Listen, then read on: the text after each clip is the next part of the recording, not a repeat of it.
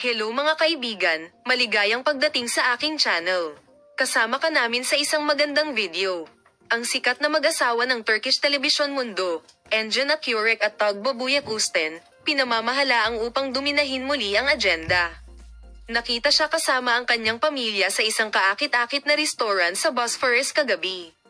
Ang mag-asawa, na gumugol ng isang kaaya-ayang gabi kasama ang kanilang sanggol, ay naging sentro ng matinding atensyon ng kanilang mga tagahanga at ng press. Narito ang mga intimate moments ng espesyal na gabi ng mag-asawa.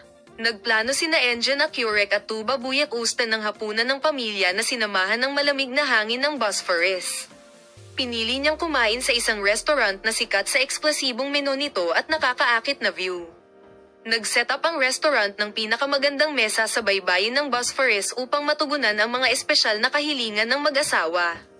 Nakita na ang hapunan na dinaluhan niya ay nasa isang napakakaaya-aya at romantikong kapaligiran. Sa mga mapagmahal na tinginan ng mag-asawa sa buong pagkain, hindi napapansin ang masayang halid ng kanilang anak.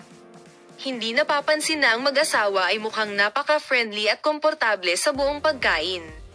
Habang madalas na banibiro ni Engin Akyurek ang kanyang sanggol, ipinakita ni Tugba Büyükusten kung gaano katibay ang ugnayan ng pamilya sa kanyang malambot at mapagmahal na mga haplos.